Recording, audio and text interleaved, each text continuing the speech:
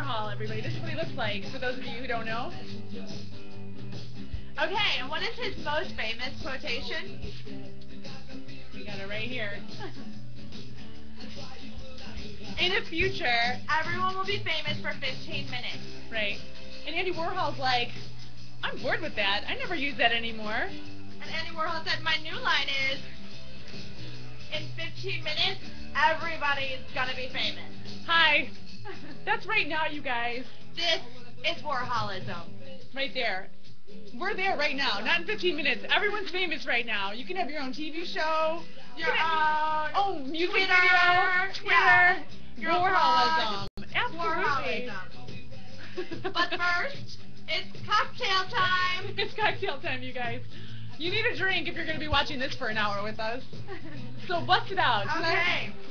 So, cocktail time. We're having the Andy Warhol tonight. That includes banana liquor. Banana liquor.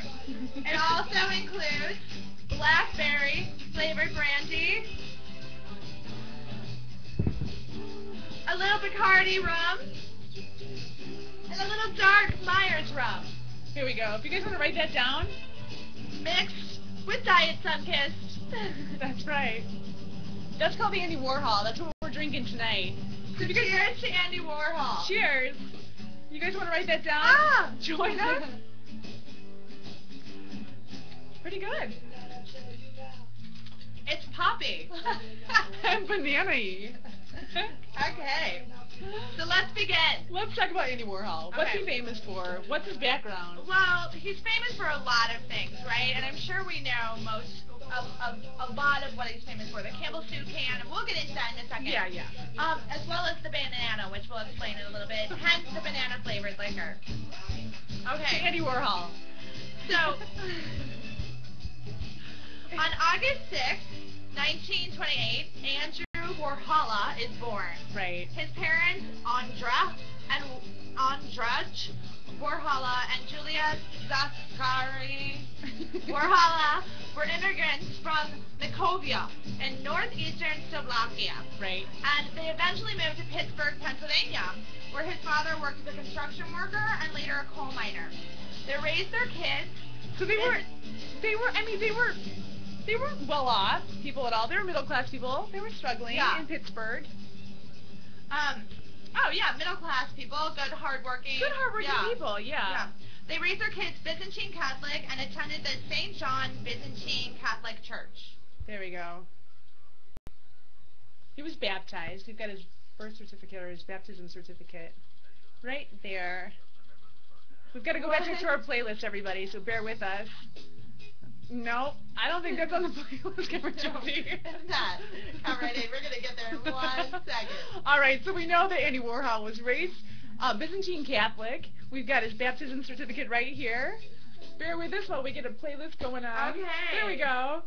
Oh, here we go. And then in the 3rd grade, at the age of 8, Andy came down with rheumatic fever. Yeah, and this definitely was a huge, this was a huge milestone in his life, basically. Okay, and 1928, at the age of 8, that's only, what, 1936?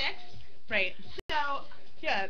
Antibiotics didn't even exist yet, okay? Exactly, they weren't around. So, his fever, his rheumatic fever progressed to, chorea? Chorea? This hideous looking thing. We're not laughing at the disease. No, we're not laughing at this. Fittiss's dance. Right. And it's an illness of the nervous system. Right. It makes you shake, and it gives you this awful skin. Very spotty, and made his arms and legs shake uncontrollably. He's 8 years old, and so he can't be at school. He's not making friends with people. He's stuck in school. Yeah. Right? So we've got Andy in bed when he's 8 years old. And so then his whole life he had skin problems. Poor guy.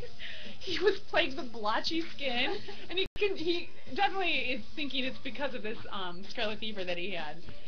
But while he was there in bed with his mom for a long time, when he was 8 years old, he starts collecting all of these celebrity photos, and he's drawing, he's listening to the music, and he basically says this impacted his life. Huge influence on his life. He got very much into basically what was popular at the time. Absolutely. Pop art. Right. But it wasn't art yet, guys. It wasn't art yet. Right. Okay. So he's basically an outcast.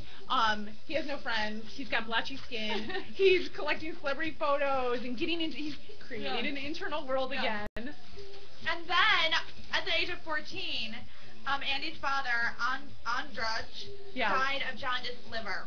He died. And so then some speculated this was due to excessive drinking. Some thought it was due to a gallbladder being removed some years before. And Andy's mother attributed his death to drinking poison water at a construction site in Virginia. Yeah, which I mean, he was a coal miner. That's what I think. I think it's definitely bad air and bad water. Yeah. I think that's kind of a combo that definitely makes you ill. Anyway, Andy didn't attend the funeral. Instead, he hid upstairs in his bed. So we don't blame you, Andy. I don't blame you. Look at that cute little kid under there. Okay, so on to Andy's education. Cameron, where did he go to school? Andy attended Holmes Skelny High School and then off to Carnegie Institute of Technology, where he obtained his Bachelor of Fine Arts in Pictorial Design. So he's really like a graphic artist. Right. Okay. I'm trying to keep up with you. And then after he graduated in 1949, Andy dropped the A from his name Warhol, and he and his friend Philip Pearlstein moved to Manhattan and subleased an 8th floor walk-up. That's a big walk-up, 8 floors. It sure is. Which was described, the bathtub was in the kitchen, and it was usually full of roaches, incredible roaches. Right, and I'm sure it was really expensive, too. In New York? Absolutely. We love Chicago. Okay. So a few months later, the roommates move into a loft on the West 23rd Street. And this is the best. Andy sends out these change of address cards. Filled with glitter.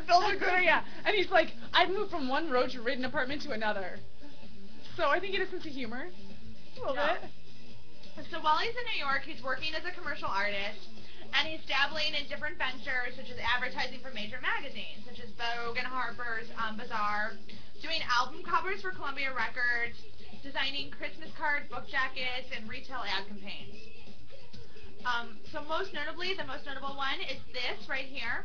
It's the famous shoe ads, usually a stylish, bloody line. Well, this is where he was getting all of his money. He was getting, $50,000 for one account. Right. So he was very successful in his career as a graphic designer. And I think we left out, Cameron, you see that he met, I think, is it the editor of a magazine, Glamour magazine?